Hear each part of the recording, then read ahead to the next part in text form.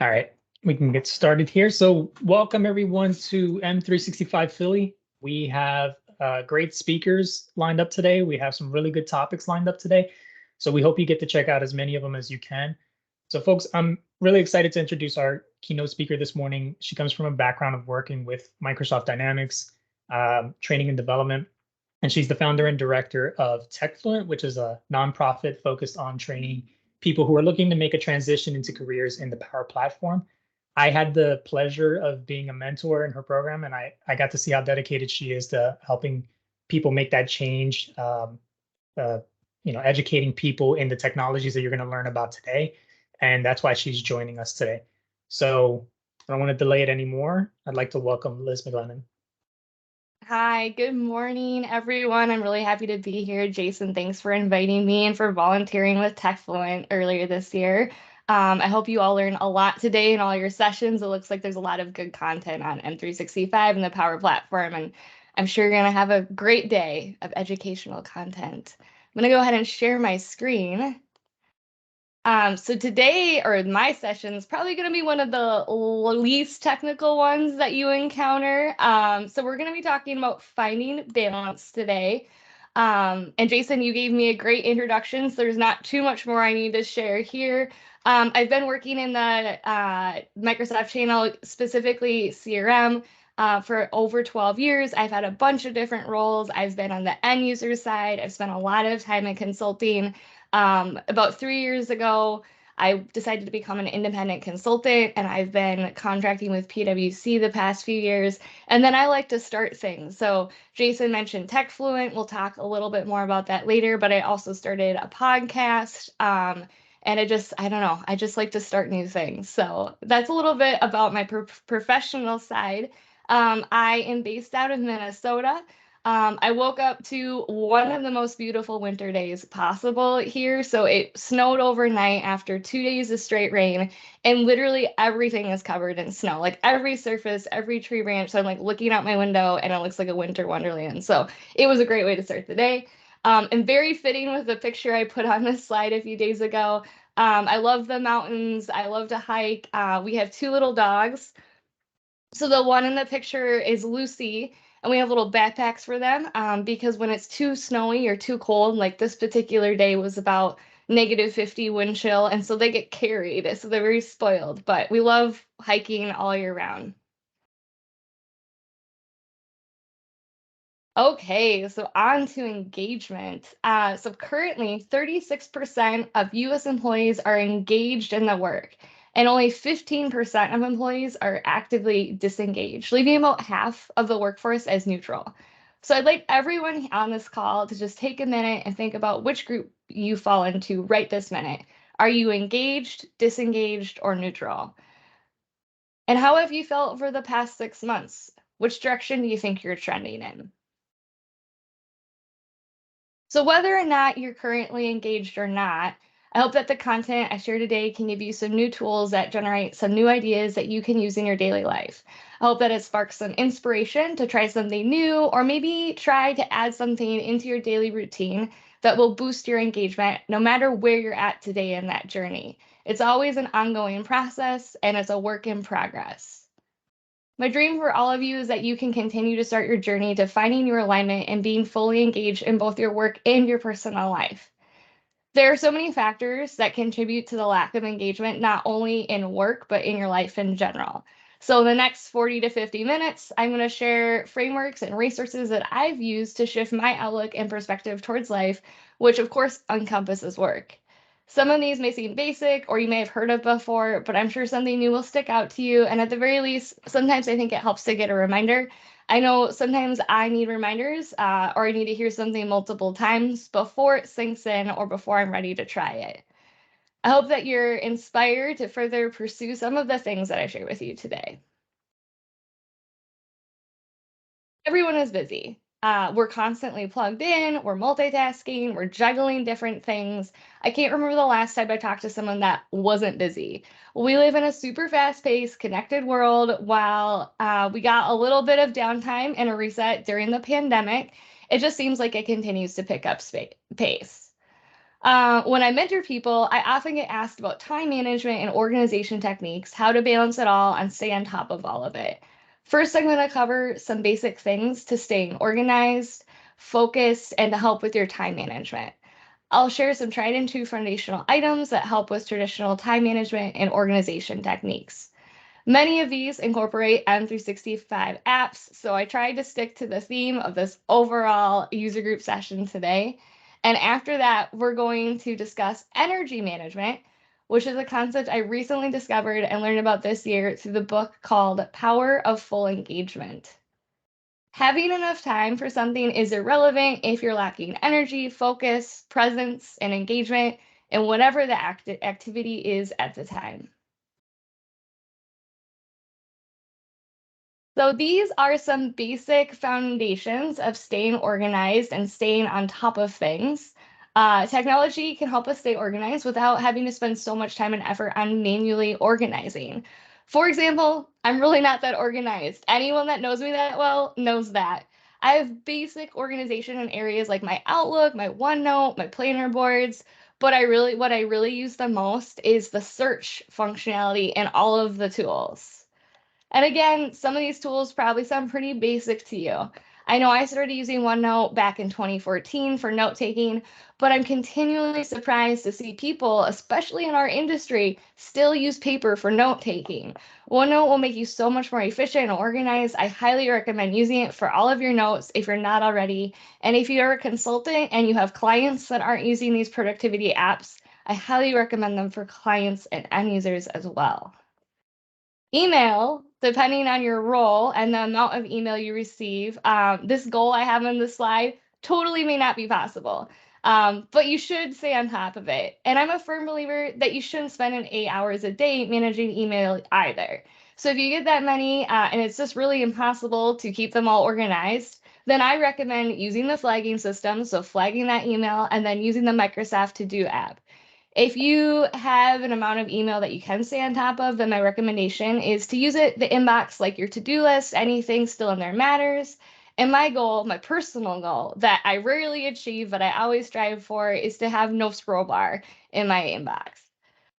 Over the course of my career, I've used a lot of different filing techniques, but I have found personally that the most simple approach is usually the best. So what I've currently landed on that's worked for me for the past few years is that I have a done folder where I put anything that doesn't require action but I might care about referencing later, and the stuff I don't care about gets deleted. So moving on to managing to-dos, I keep one to-do list. That is both work and personal combined because my life isn't separate, my to-dos aren't separate, and I use Microsoft Planner for it. All of your planner tasks and your flagged emails roll up into the Microsoft To-Do app. So if you have multiple planner boards or you're using the flagged email system, I highly recommend checking out the Microsoft To-Do app because then it's putting it into one list for you. I have the planner app on my phone and I write things down as soon as possible so that they don't keep noodling around in my head. And then if I write them down, I don't have to worry about forgetting it. And it frees up space in my mind so that I can focus better. When I managed a team, I loved using planners for all my one-on-ones with my team members. And then anything assigned to me rolled up to my overall planner list and also in the to-do app. And we could, collaborate on things and tasks in between our meetings. In Planner, you can define your buckets, your due dates. You can assign out tasks, set categories, and set tangible next steps by using the checklist within an item. And it's important to capture the tangible next steps so that it's easier to progress it forward to your overall goal. So let's talk about tangible next steps. Let's say your goal, your to-do, is to start a business. Well, that might seem like a really unaccomplishable goal. There's a lot to that. It may seem totally overwhelming and you might not know where to start.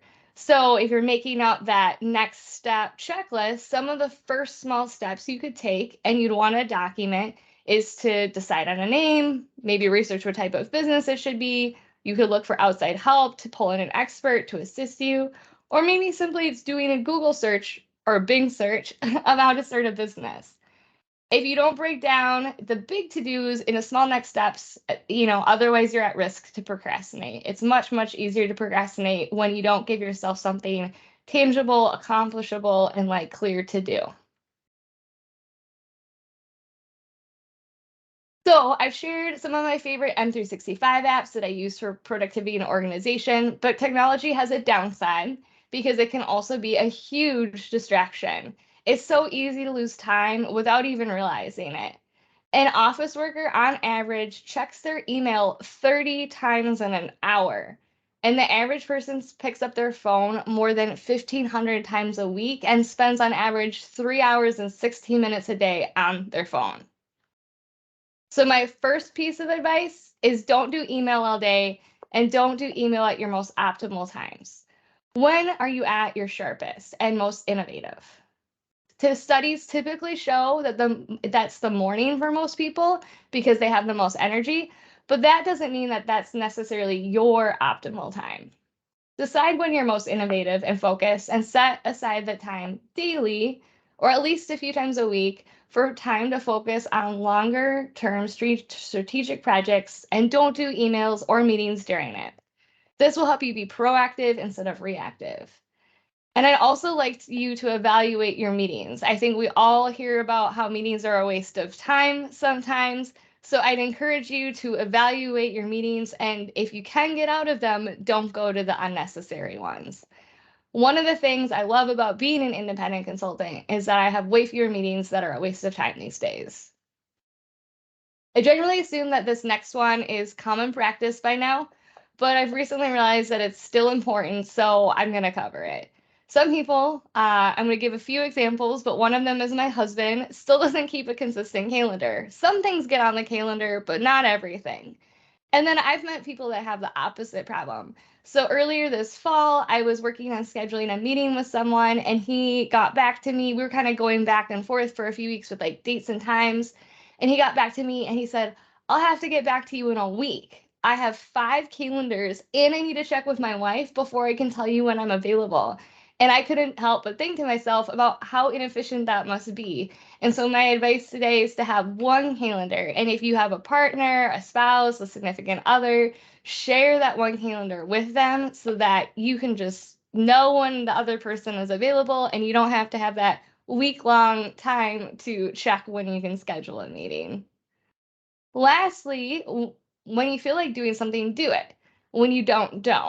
And this is assuming, of course, that you're not going to miss a deadline. But the key to that is don't procrastinate.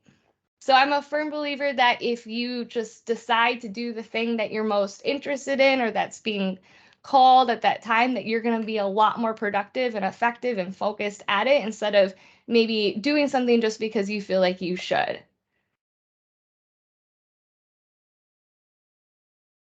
Now that we've covered the basics of staying organized and time management, I want to talk about something even more important. Just because you have time to do something doesn't mean that you're able to focus on it or be fully engaged on whatever you're working on. So the average human attention span is now shorter than a goldfish. We can only focus for on average 8.25 seconds at a time. And I think that's a huge factor. What a huge factor is all the notifications that we get from our devices, and we're always checking them. So during your scheduled focus time, I want you to turn off all your notifications and go on Do Not Disturb on everything. So Outlook, Teams, your phone, your smartwatch, anything that might interrupt you. Energy management is a new concept I learned about this year, and prioritizing energy management has had a really positive impact, will have a really positive impact on your productivity. The principles I'll cover next come from the book Power of Full Engagement. Full engagement requires drawing on 4 separate but related sources of energy: physical, emotional, mental, and spiritual. Humans are complex energy systems, and full engagement is not simply one-dimensional. The energy that pulses through us is physical, emotional, mental, and spiritual. All 4 dynamics are critical, but none is sufficient by itself, and each profoundly influences the other. To perform at our best, we must skillfully manage each of these interconnected dimensions of energy. If you subtract any one of these from the equation, our capacity to fully ignite our talent and skill is diminished, much the way an engine sputters when one of its cylinders misfires. Energy is the common denominator in all dimensions of our lives. Physical energy capacity is measured in terms of quantity, low to high, and emotional capacity is quality, negative to positive. These are our most fundamental sources of energy because without sufficient high octane fuel, no mission can be accomplished. The importance of full engagement is most vivid in situations where the consequences of disengagement are profound. Imagine for a moment that you're facing open heart surgery. Which energy quadrant do you want your surgeon to be in? How would you feel if he entered the operating room feeling angry, frustrated, and anxious, a high negative? How about if he showed up overworked, exhausted, depressed, a low negative? What if he was disengaged, laid back, and slightly spacey, a low positive? Obviously, you want your surgeon energized, confident, and upbeat, a high positive. Imagine that every time you yelled at someone in frustration or did sloppy work on a project or failed to focus your attention fully on the task at hand, you put someone's life at risk. Very quickly, you would become less negative, reckless, and sloppy in the way you manage your energy. We hold ourselves accountable for the ways we manage our time, and for that matter, our money. We must learn to hold ourselves at least equally accountable for how we manage our energy physically, emotionally, mentally, and spiritually. As human beings, we are not meant to run at high speeds continuously for long periods of time. Rather, we perform best when we are strategic by oscillating between expending energy and intermittently renewing energy. We rarely consider how much energy we are spending because we take it for granted that the energy available to us is limitless. The richest, happiest, and most productive lives are characterized by the ability to fully engage in the challenge at hand, but also to disengage periodically and seek renewal. Instead, many of us live our lives as if we're running on an endless marathon, pushing ourselves far beyond healthy levels of exertion.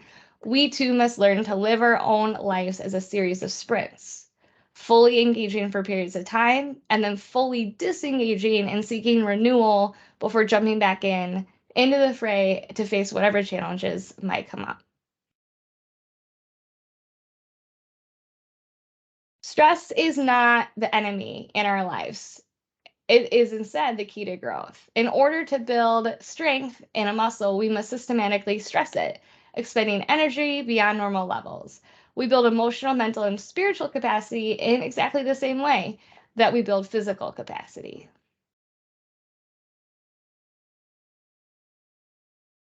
And principle 4 is about rituals. So we use the word ritual purposely to emphasize the notion of a carefully defined, highly structured behavior, in contrast to will and discipline, which require pushing yourself to a particular behavior. A ritual pulls at you. So think of something as simple as brushing your teeth. It's not something that you ordinarily have to remind yourself to do. Brushing your teeth is just something to which you feel consistently drawn, compelled by its clear health value. It's very ingrained in your daily routines, and you just largely do it on automatic pilot without much conscious effort or intention. The power of rituals is that they ensure that we use as little conscious energy as possible where it is not absolutely necessary, leaving us free to strategically focus the energy available in creative, enriching ways. In order to optimize our energy throughout the day, create habits and patterns to replenish your energy. Rituals are specifically designed to manage your energy levels and help individuals become engaged and perform better. So, rituals can be anything that replenishes your physical, emotional, mental, or spiritual energy and helps you reset and feel refreshed. What do you enjoy doing for physical activity? And this is not what you feel like you should be doing for physical activity. Those two things are usually different. Make time for it, 15 to 30 minutes a few times a week. Here are some examples of rituals from the book and also that I've been working on incorporating as rituals in my daily life. Some examples of energy renewing activities are going for a walk, having a conversation with a coworker, doing a quick workout, meditating, taking a nap, etc. Energy management is about balance in your life, expend and renew energy. spiritual energy is not about religion. It's about what gives us the motivation to act.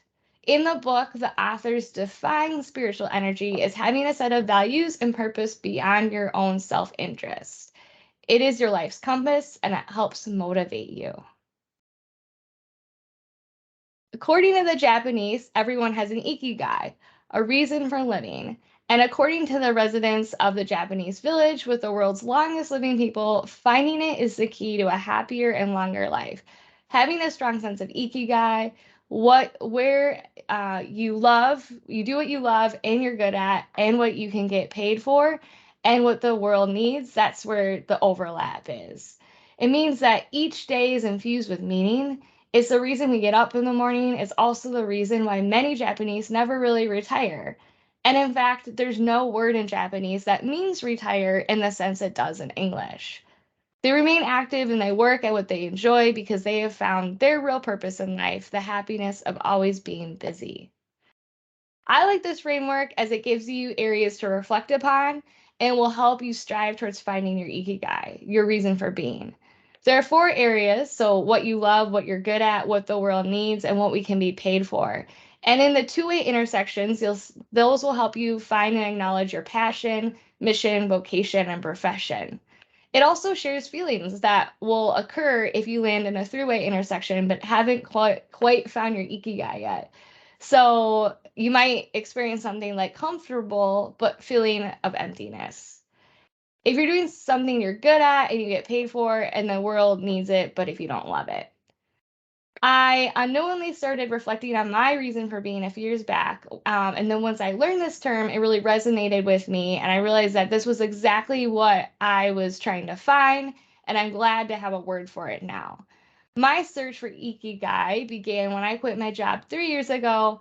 I didn't know what I wanted to do. And after taking some time to reflect and rejuvenate, because I had definitely burnt out, I decided to create an LLC and try being an independent consultant.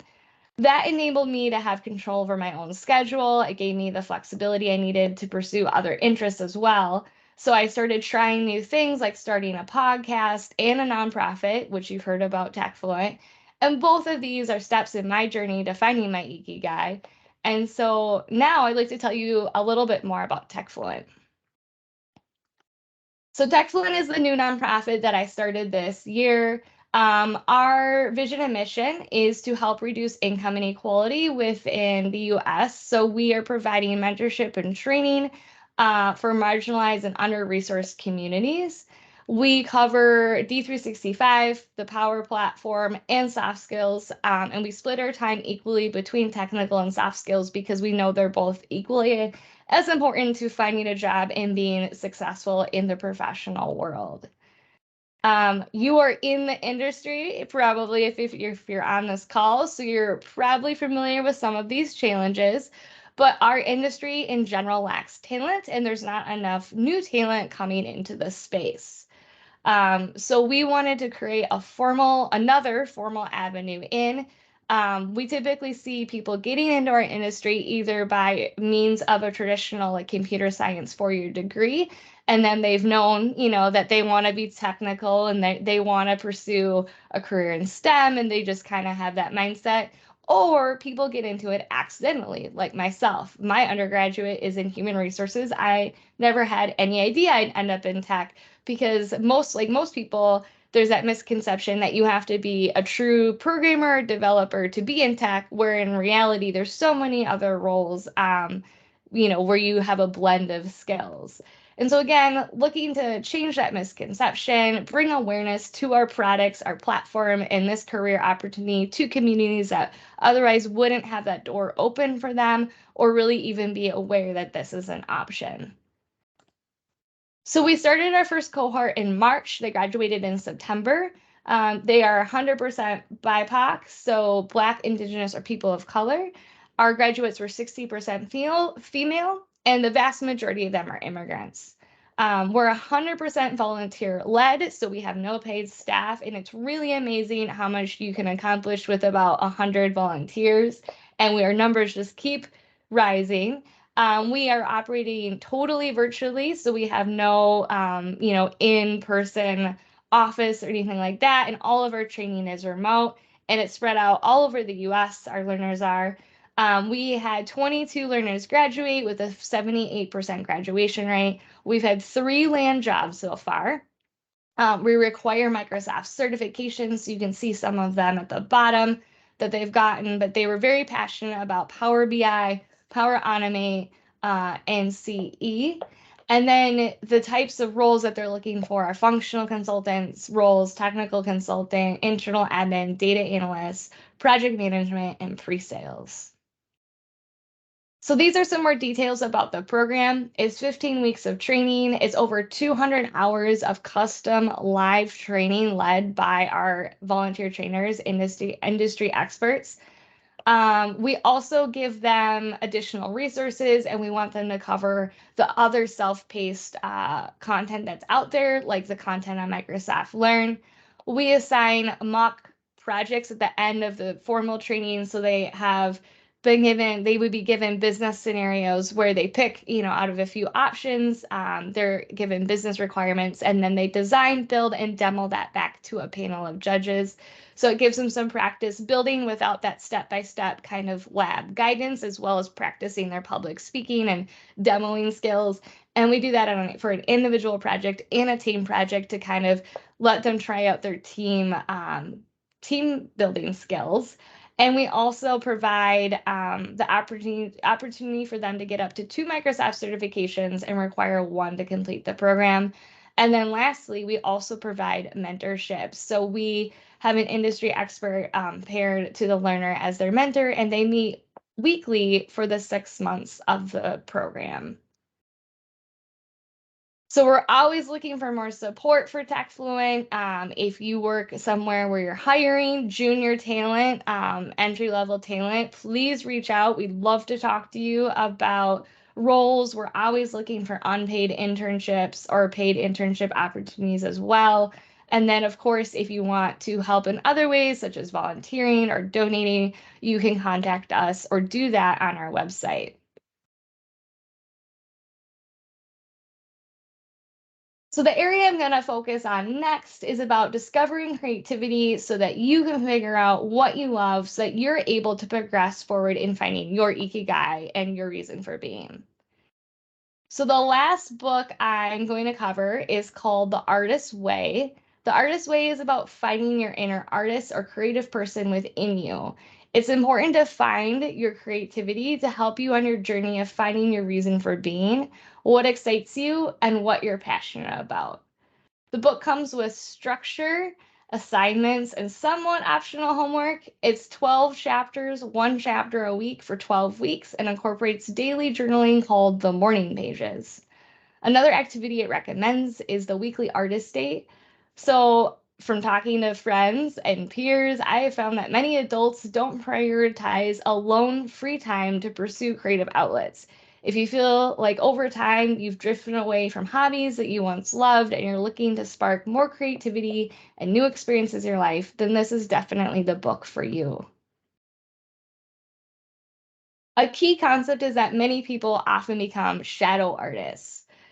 They do that by settling for unfulfilling jobs, even if they go on to become financially successful. Shadow artists will always be haunted by the creative life that they never had. You can have creative outlets or art in your life and find it fulfilling and rejuvenating without it becoming your full-time career. So, one shadow artist the author mentions in the book is a millionaire named Edwin. Edwin's father pressured him into finance, and then now he surrounds himself with artists and art to compensate for that art career he never had. So I'd like you to consider deeply what holds you back. Sometimes thoughts hold creative people hostage. Thoughts like doubt can be devastating. Sometimes we talk about regularly. Something we talk about regularly in our industry is imposter syndrome. Well, imposter syndrome also impacts your creative side. So imagine a writer, for example, who has so much self-doubt that she never submits her masterful manuscript because it's not good enough. So I'd like to talk about some ways you can build your confidence if you have that doubt, if you're feeling like you have that imposter syndrome in your life. So you can build your confidence with imagination exercises. I'd like you to visualize your perfect creative day. What would you do when you first wake up? And what would you have accomplished at the end of the day? Fear is an artist's worst enemy. It can prevent you from pursuing your dreams, blocking your creativity, and making you doubt yourself even when things are going well. Usually, fear of failure is rooted in childhood experiences. One unsupportive parent or teacher who told you that you'll never amount to anything could instill lifelong fear of failure. But you can also bring fear upon yourself. How, you might ask? By asking too much of yourself.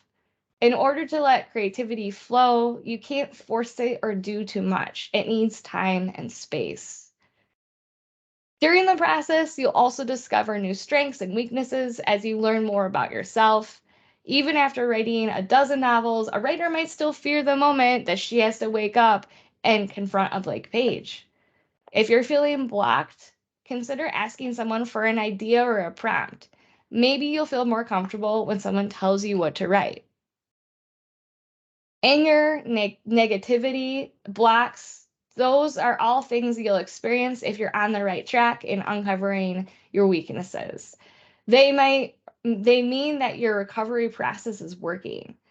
So the key is to stay patient, keep doing your journaling morning pages, even if they feel like a lot of writing, they'll keep you anchored to your goal of reconnecting with the creative genius inside you. If others try to make you feel ashamed of your work, don't let it get you down. You have to keep believing in yourself. And one way to do that is to keep positive reviews from any old projects on hand and don't let the negativity drag you down. Artists don't generate their own ideas, they find them out in the universe. And once you accept this, you'll no longer suffer from blocks. The pressure to come up with brilliant ideas can be overwhelming. The thing is, you don't need to create an idea any more than you create a tree. Like a tree, an idea starts as a small seed, and you're just responsible for overseeing its growth. The seeds of all movies, novels, songs, paintings, and any other creative work are already out there in the universe. When you find one, take care of it, tend to it so that it can grow, and that's really all you have to do. If you keep trying to take care of these ideas, you might even find that there's a higher power out there who's helping you. When you're passionate about your artistic vision, new opportunities will start presenting themselves to you. You might get offered a new job, a new gig, or meet someone that has the right connection at a bar.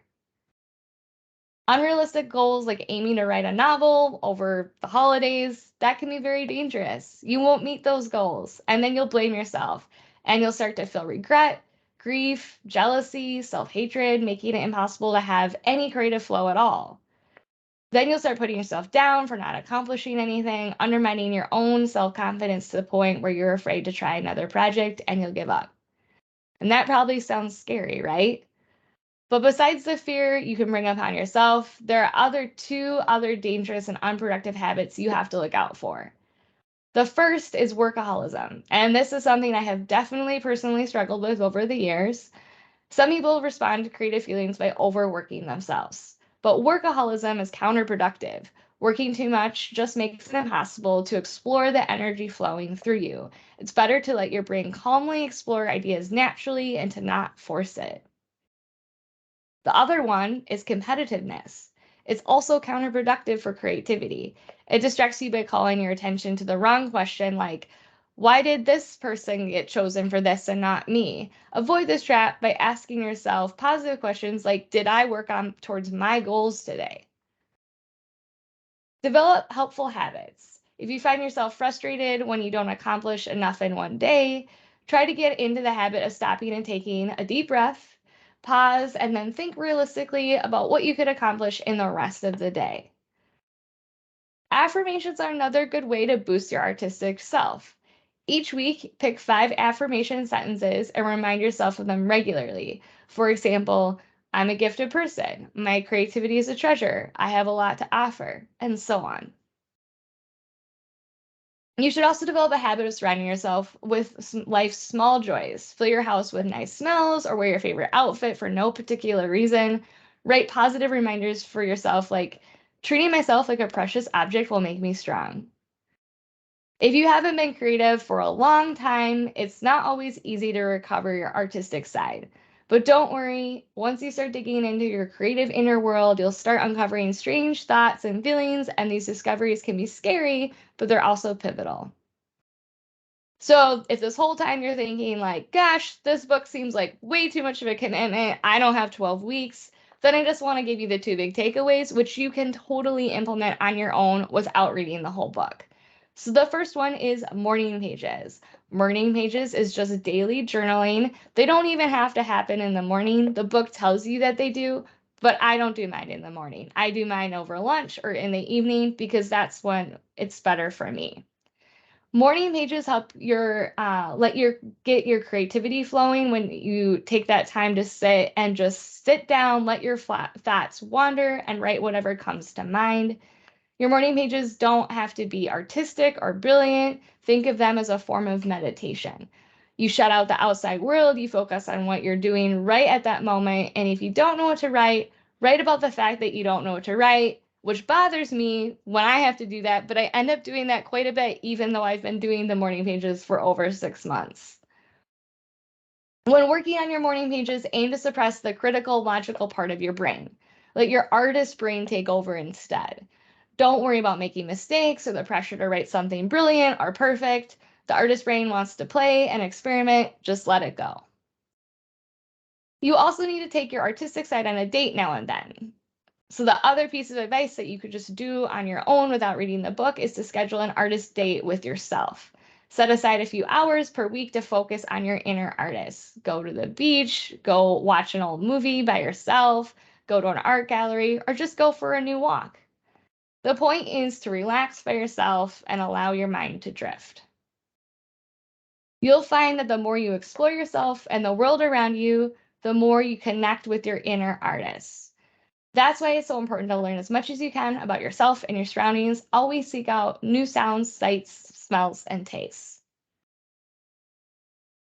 So I'd like us all to pause for a moment and think about one thing you can do as a next step from this session. Try to make it reasonable and accomplishable. You might try it for a while and then stop doing it. And that's okay if that happens. Then be patient with yourself. And then when you're ready, try again.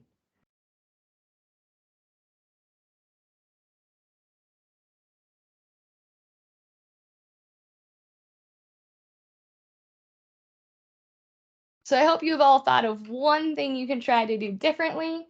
And if you want to do more, great. But I will warn you that taking on too many new rituals at one time is often a cause of failure, because when you're trying something new, it takes a lot of that conscious effort, time, and energy. And so you don't want to say, like, okay, I'm going to change these 10 huge things overnight. It's really much better to pick something small and just do one or two things at a time. And then as those become ingrained as part of your routine and that ritual that we talked about earlier, then you can just keep adding more things that you want to try to incorporate into your life. And this is all a continual journey. Everything I've talked about today, I am by no means have it all figured out or I'm perfect at. I still struggle every day. Some weeks I have amazing weeks where I do all my rituals, and other weeks I'm like, nope, I totally went back and regressed and I have to start over. So changing lifelong habits takes a lot of time. And so lastly today, I want to share one of Aesop's fables about the sun and the wind. So there was once an argument between the wind and the sun about who was stronger than the other. They argued for a long time, but neither of them emerged the winner. It wasn't too long before they spotted a man walking on the road. Looking at the man wearing a hat and a coat, an idea struck them both. They challenged each other that the one who succeeded in removing the coat from the man's back was the strongest. The wind volunteered to try first. It began to blow hard, raising gusts of air and making it harder for the man to take a step further. But the man just clutched his coat tight around him and resumed walking with great difficulty. The wind continued blowing harder and harder, but the man held onto his coat tighter and tighter and continued his journey forward. Finally, the wind was exhausted and gave up. His efforts had been futile. It was now the turn of the sun. He looked at the man and began to gently shine upon the path the man was walking on. The man looked up at the sky, surprised at the change in weather. The sun did not spend much energy, neither did he apply any effort. He just continued shining upon the man's head gently. Soon the man was huffing and puffing and sweating profusely. Unable to bear the rising heat, the man finally took off his coat and headed to a nearby tree to rest for a while under its shade. The sun represents warmth and gentleness, and the wind exemplifies aggression and force. Force generally doesn't work for deep change. Berating ourselves, being critical and impatient leads to frustration, and we cling more strongly to our defenses. Change requires gentleness and time. No amount of pushing or forcing will lead to lasting change. So if you're feeling impatient, try directing more patience and gentleness your way. This is the pathway of growth. So I want to share some of the resources that I've talked about today. The first one is the book Power of Full Engagement, which will talk about energy management. The second one is Artist's Way, which will help unlock that inner creative artist. And the third one is Ikigai, which will help you find your reason for being. And then I added two other resources, two other apps that I like to use on a regular basis. The first one is an app that provides guided meditation, because if you're new to meditation, doing it unguided can be challenging. There is a free and a premium version for both of these apps. Either option will work. And then if you're looking for new hikes or new walks, an app I use a lot is called the All Trails app. It is great if you're just in your local neighborhood looking for something new, or if you're traveling, it's a great way to find a wonderful walk or hike to go on. So I recommend that you check any or all of those out as resources. And then here's my contact info. Feel free to reach out to me on LinkedIn, send me a message and connect. Also, feel free to email me directly. And if you want to learn anything more about TechFluent or see how we need support, please visit our website or reach out to me directly, and I'm happy to chat about that as well. So Jason, I don't know if any questions have come in the Q&A, but we have some time, so I'm happy to answer any questions or hear thoughts from the audience. All right. Yeah, so we're still having some technical difficulties on my end from the Q&A, but Manpreet is taking a look at them now to see if anything is coming in, and he'll publish any should they come in. So folks, feel free to ask questions. It's funny, Liz, because I was we were meeting as a team, and one of the members and I kind of stuck around after the call a few nights ago for like an hour beyond our meeting, and we were just kind of talking about this type of stuff. It was mostly around just like general burnout, and you know how we kind of get around it, goal setting and all that stuff. There was one book. I took a screenshot of these books, and I'm gonna post it on our Twitter account there. But Great.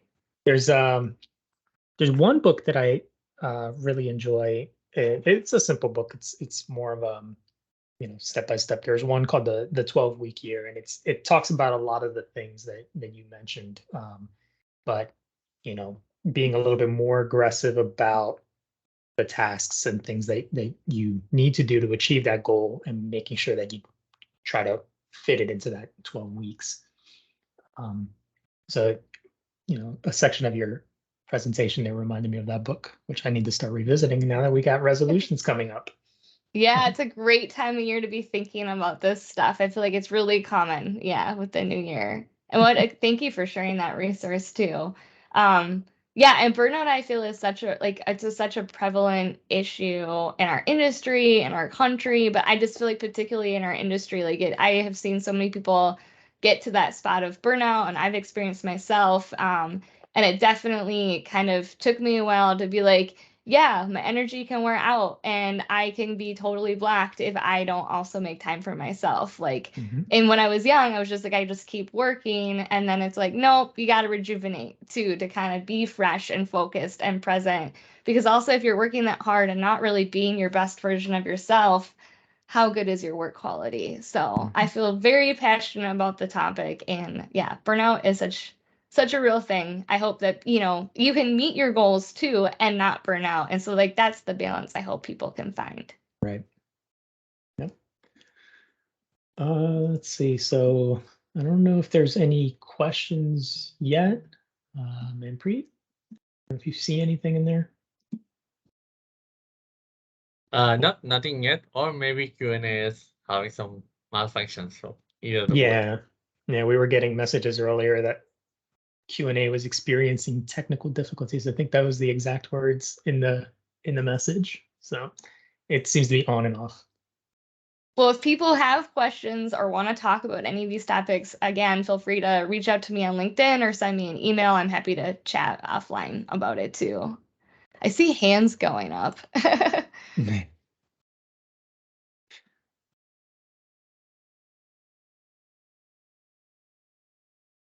think that's one of our organizers testing. Okay. Okay, can you hear me? Yes. Yes. Yeah, okay. Hey, hi Liz. I had a question. Sure. Not necessarily a question, but a comment. Like, let me turn on my camera. You mentioned a lot. I'm in the kitchen here. You mentioned a lot about like the positive stuff. I was wondering if you have any information about like identifying distractions or identifying bad habits and like kind of clearing out those bad habits.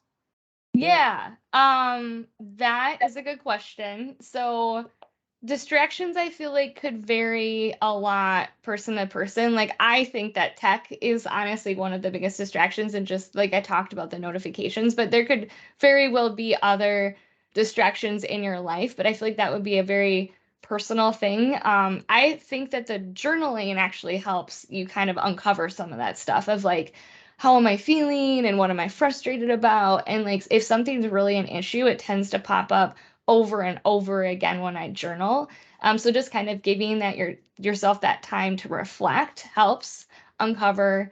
And then as far as like removing bad habits, I guess I have never like removed a bad habit without replacing it with a positive ritual. So like if my bad habit is not working out, like then you have to start working out. If my bad habit is I'm not eating healthy, you have to start eating healthy. So I don't know if you have an idea and a specific example of a bad habit, but I just always kind of feel like there's a bit of a positive ritual that would come in to kind of support reducing or totally eliminating that bad habit.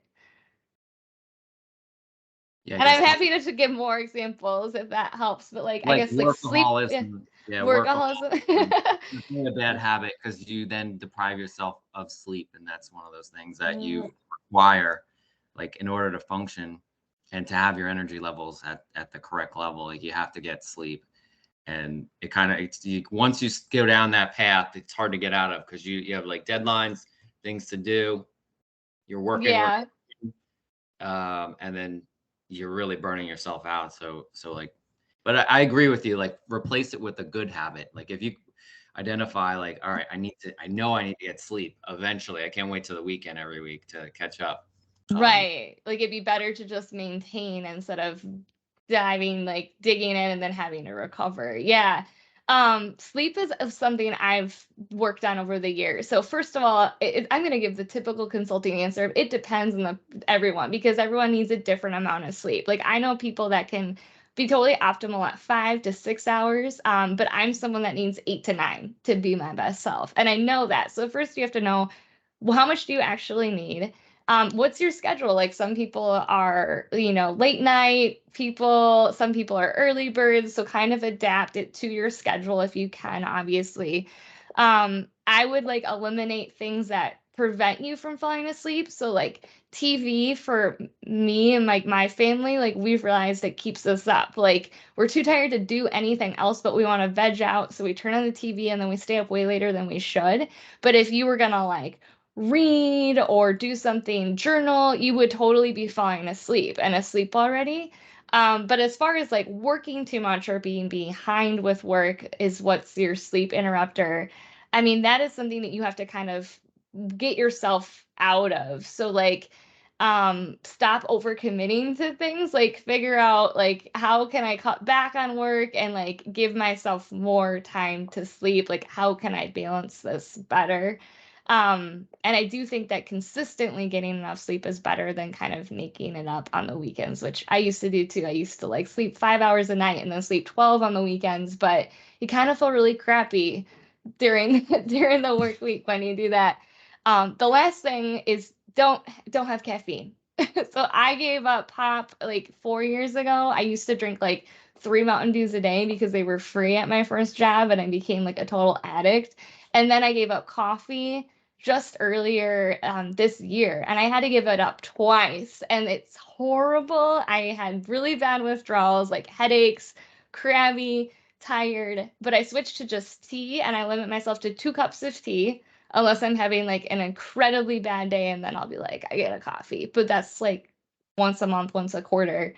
And I don't get afternoon slumps anymore. Like my energy used to like rise and fall, and I like was dependent on it to get out of bed in the morning. My energy is so much more stable and consistent without having coffee and pop soda. If you're not from Minnesota, soda in your life. And Jason, you had a reaction to that, so I feel like you've gone, Tom. I have a little message there. First, I drink the coffee, then I do the things. Yeah. And that's used to be what I was like. I'm like, give me at least 1 to 2 cups of coffee before I function. Giving up coffee is one of the hardest, but best things I've ever done. And once you quit it once, the first time is the worst. If you have to if you fall off the wagon and have to quit coffee again, the second time was not nearly as bad. It was just bad for a few days instead of a few weeks. I think I was pretty crabby for about 3 weeks. So you really got to stick with it. Cool. Let's see. I haven't seen any new questions published. So I guess we can wrap here for the first session. Liz, thank you so much for presenting. We've recorded the session, and I'm definitely going to rewatch because this is something that we tend to talk about quite a bit amongst ourselves. Like I mentioned, Tom and I were having this conversation just like 2 nights ago, I believe it was. And we were talking about the concept of, what was it? Revenge, bedtime, procrastination, recouping your free time because you've been working all day. So, and then not falling asleep in time. Yeah, you got to give yourself that time to relax and rejuvenate. And that is very different than the like mindless vegging out on your phone or watching shows again. Like that to me, like that's just, I'm tired and I just want to zone out. But like for me, that doesn't, like if your tank's at 0 and I do that, I'm still at 0, maybe even feeling worse because I didn't get enough sleep. So like rejuvenation for me is doing like playing an instrument, going for a walk, talking to a friend. And it's not that kind of like mindless zoning out that I think we feel like is giving us that relaxed time, but it's really not filling our tanks back up. No. Yeah. We've all been there. Yeah. Yeah. All right. Well, thank you so much. I don't know if you're planning on sticking around or popping in for a few sessions. I'll try to, yeah. But thank you so much. And we're going to take a few minutes break and get the next speakers lined up, and they will begin at the top of the hour.